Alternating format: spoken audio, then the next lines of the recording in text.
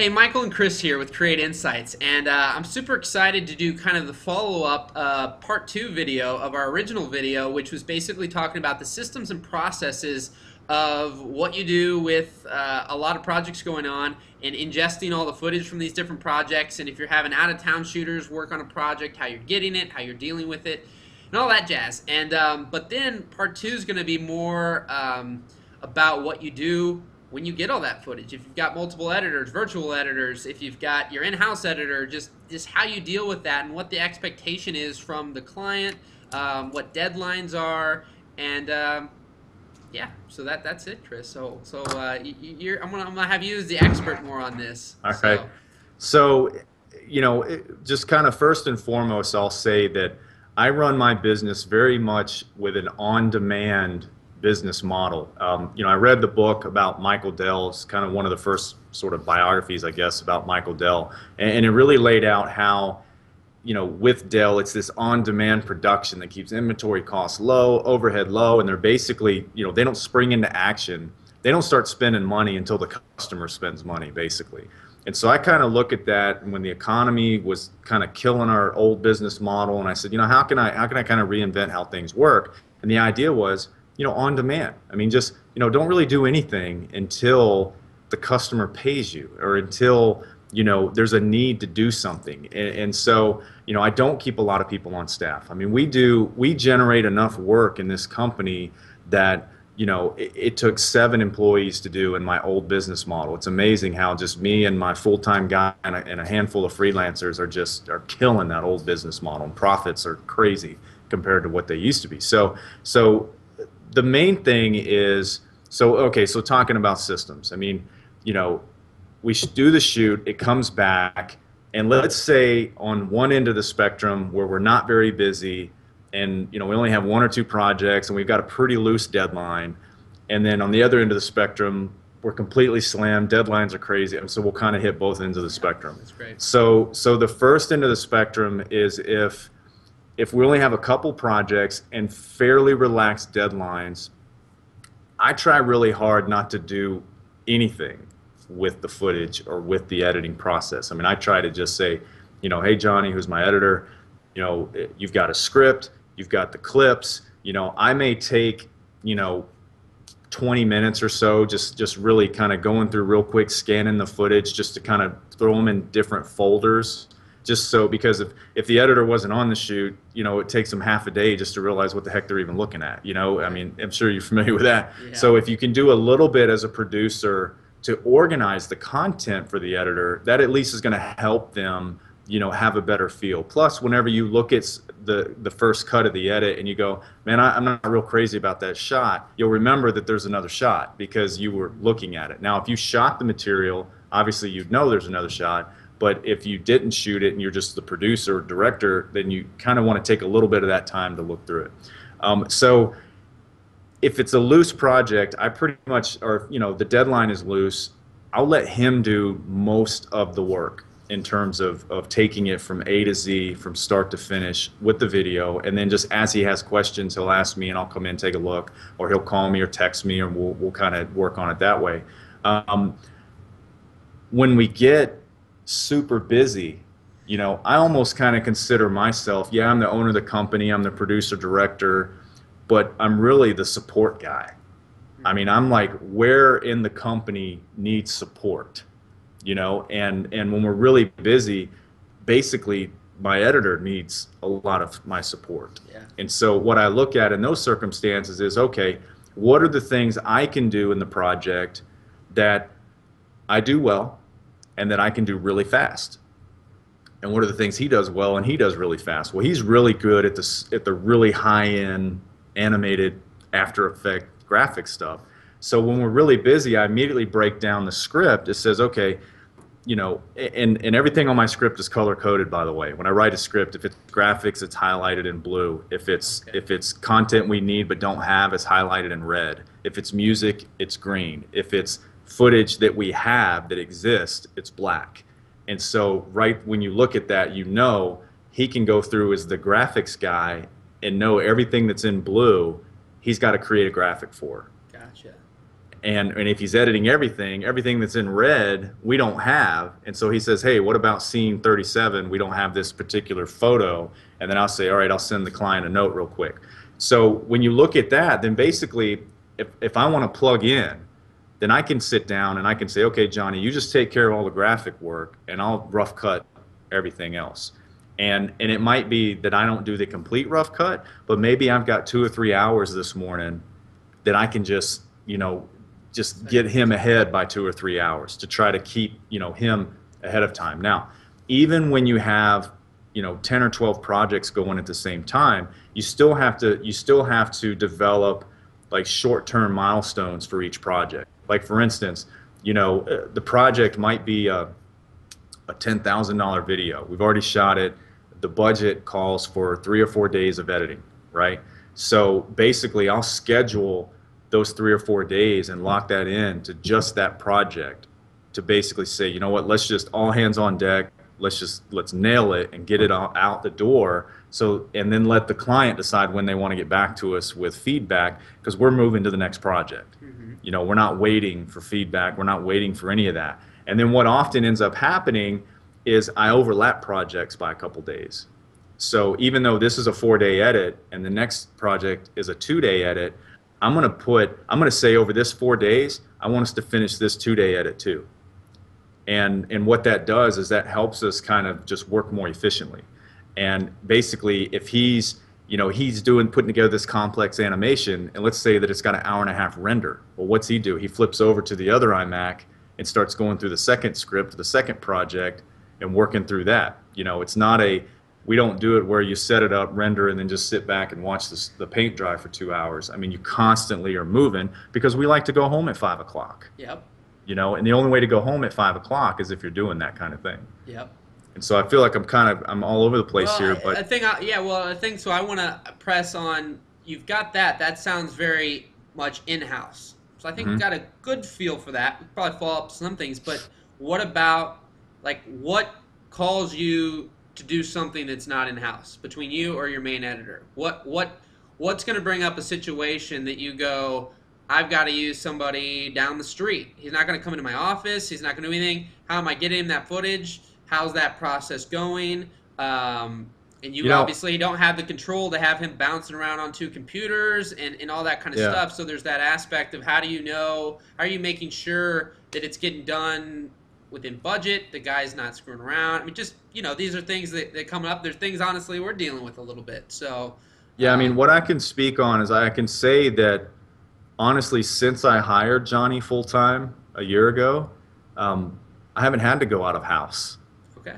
Which really says a lot for, how much of a rock star he is. And the fact that I plug in where I need to, and I've got a good balance of, I kind of have this just indicator in my head that says, you know what, I need to really plug in and get busy in order for us to stay ahead of the curve. Like last night, I mean, we shot in Nashville all day. We got back at 3 o'clock, and I just kind of had this feeling. I was like, I really need to get this project moving for Johnny, so when he comes in tomorrow, the rough cut will already be laid down.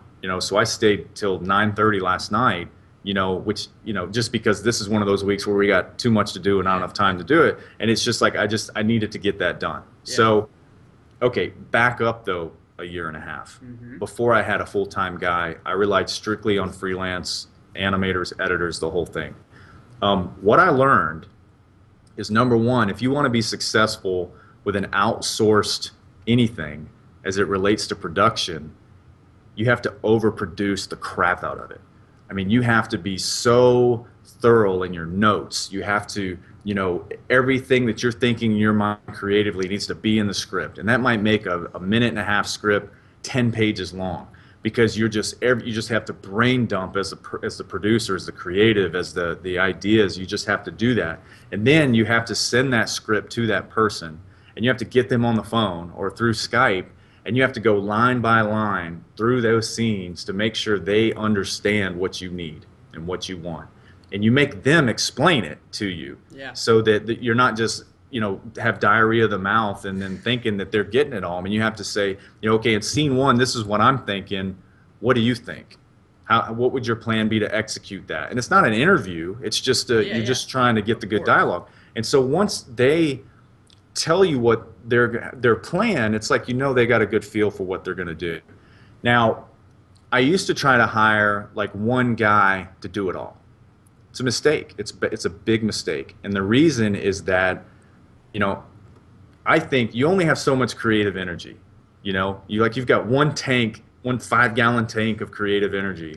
And if you use 90% of it with the edit, you know, the rough cut, getting things together and all that, by the time it comes around to doing graphics, you've only got like 10% left, man. And I mean, you're going to rush through it. The keyframe's going to be out of place, and it's just not going to look good. And vice versa. If you have a guy that spends 90% on the graphics, the edit's going to suffer. And so what I learned is to segment the two. Like, hire a guy that's just responsible for doing the edit before any of the graphics come into play, and then have the graphics guy doing his kick, you know, 100% of his creative tank is on graphics and the other guys is on the edit, and they're working simultaneously at the same time from the same script. This guy's doing all the graphics because it's all in blue, you know, and this guy's doing everything else. And then basically the graphics guy's sending me files to approve, the editor's sending me files to approve, and then as soon as I'm approving everything, the graphics guy sends the graphics to the editor via FTP if they're small enough, or via hard drive. Usually it'd be the same exact hard drive, because that's the other thing I should mention. When I was working in that kind of process with multiple people, we would do the shoot, or the footage would come here. I would create duplicate drives for both parties. That way when I send them out, all the files are the same. File structure's the same, everything's the same. So when this guy does graphics, he puts them in the graphics folder. Right? They both have the same Final Cut project, the same After Effects master, the same everything. So when he does the graphics, he usually would just ship the drive to the editor, right? So that he has everything. And then he would ship that main drive basically back to me once the project was done for archival purposes. But from approvals, they're just sending like H.264s. That's what I'm sending to the client to get approval. And then once everybody's happy, I usually would have that editor send me whatever the final outputs were for delivery. You know, are we doing a Blu-ray, are we doing a DVD or whatever? And then basically they would ship the drive back to me. And so you know how projects kind of linger sometimes? Yeah. So instead of it being in the editor's hands for weeks and weeks and weeks, I wanted to hurry up and get the stuff back here because it's not safe until I have it, you know? And so if a client says, well, we love it, but we want to change this title to this, and we want to supplement that shot for that. That's stuff I can do in 5 minutes. And there's no reason to like call the editor, pay him more money, do all this, you know. And so what's cool, and even in circumstances where, you know, they made a quick change in Final Cut, since we all have the same files, all he would have to do is email me the Final Cut file. And so I just open that, reconnect everything, or it's already connected because it's the same file structure, re-render everything, and I've got a full updated thing without having to ship hard drives around. Now it's complicated. It sounds complicated, but it's really not once you sit down and really think it all through. Yeah, so, and we'll finish this one off here in just a second. So you said optimally the two, but right now you have the one doing the all? Yeah, I mean, it's. But you feel because he's right, like, out of the two, and you've said killing your old model, the model you have now, did you definitely recommend overall that all that in-house is so much more efficient, so much more beneficial, ultimately? I think it's a lot like what we recommend when people ask us what all equipment should they buy as it relates to their core package. You know, you have to look at what's your core post-production need. Yep. You know, we have enough projects going at any point in time that I can justify the cost of a full-time editor. Right. Could I justify the cost of a second one? Probably not.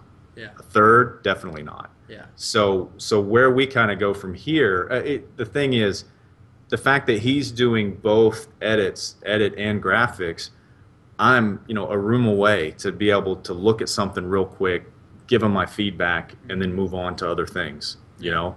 And whereas it's more difficult to do that with freelancers that are especially across the country or across, you know, wherever. So that's the one thing that if like for you guys, if you knew and felt very confident, you know what, we've got enough work to keep one full-time guy busy, then you just find the best guy you can get, or bring whoever you use now on full-time, Yeah. and just hey, this is what we're going to do. Maybe I personally like them working where I'm sitting, just because I like to be able to have that interaction. I feel like it saves a bunch of time, but it can still work very well even in a virtual environment. Well, I think, and this is what I'll kind of end on for everybody out there. We're moving, we're making money, things are good, the projects look good on the outside. What we're noticing is the overflow of stuff that's happening. Some of our not so strong points are we're freaking putting our finger right in that wound and it's hurting. Whereas, like, if you're not putting the finger, it's there, it hurts, but it doesn't hurt as much as when you poke on it. And so that's a weird analogy, but that's what's happening. There was things there that hurt a little bit, never really affected us too much, but now it's getting poked really hard, and we're going, okay, what's going on? And one of the big things is, I personally, before I had Ryan, I'm a much more lenient person, and I would get things done, but I'm very fast too. But the people that I had involved were kind of allowed this kind of like, get things done, and as long as it's done, we'll be happy. It doesn't matter when you do it. Well, that's coming to kind of bite us in the ass a little bit, but also because I've got Ryan, who doesn't really think that way. It is the 9 to 5 for him, and when there's people that he's got working with him that want to work at 9 o'clock at night, that's not jiving. And so I think what our struggle is do we A, put the strict timelines even if they're not going to be there, or B, say, listen, here's the deal, you've got to come here or we're not going to be able to work with you, and then you're going to have these strict times. So throw I that at think you. what's important, no matter what the circumstance is, you have to make other people work the way that you need them to work. I mean, you have to look at, I mean, what if somebody says, the person that has the power is the one that writes the check, Yep. not the one that gets the check. Yep. And, I mean, when our clients tell us to jump, what do we say? How high? I mean, what do you want us to do? Where do we need to go? How can we help you? How can we make your life easier? Our vendors need to do the same thing for us, because we're one level up in the food chain, Yep. and so that's the thing. I mean, I actually have occasionally, it's been a while since I've had to do this, but we've had situations where I'll bring in an editing assistant. Say, listen, man, I've just got a ton of, we just went on a 4-day trip, and I didn't have a chance to transcode everything and back it all up, because if we shot, then we had to drive 6 hours and shoot again and drive another 6 hours. And so, I would tell them, come here and use one of my other workstations and do the work, as opposed to, me trying to send all that crap to them and then them make sense of it. Because again, I'm within an arm's reach to answer a quick question and do all that. So, and in terms of the vendors that want to work late at night, I kind of fell into that trap too. You get the call I'm laying in bed trying to go to sleep, and 11:30 I get the text that says, hey, are you up? I've got a question. And it's like, I want the work done, and I'd like it to be done by the next day. And I'm a little frustrated that he didn't do it sooner than that. But what are you going to do? Just not answer the question and then go back to sleep? And then when you wake up, it's not done, or it's done wrong, Yep. and then you lose a whole nother day. And so that, I kind of try to nip that in the bud by just saying, hey, listen, I didn't say 5 o'clock. I would say it's 7 o'clock, I'm done. I'll answer any question you have up to 7 o'clock. But beyond that, don't bother me, because it's my family's time, it's my time with my wife, and it's my time to just not deal with work. Yep. And once you set that expectation, it starts to work. But you know what? If people can't work under those conditions, you got to find somebody that can. Absolutely. All right, well, Kris, I appreciate that. That was a great talk there. I've got already follow-up videos, guys, that we'll have here. I think this is Kris drill session here today on our recordings. Yeah, createinsights.com. We've got a great resource there and a great membership where essentially it's called the Create Insider, and we do a weekly coaching call every Wednesday at 2 p.m. And it's awesome. You can just drill us, but you've also got a great community of people who also have a lot of strengths and weaknesses, and we all work together as one to get everybody's questions answered and really help everybody out. So we appreciate you guys, and we hope you enjoy the information, and we'll talk to you later. Thanks, Kris. Appreciate it, buddy. Have a good day. All right, rock on.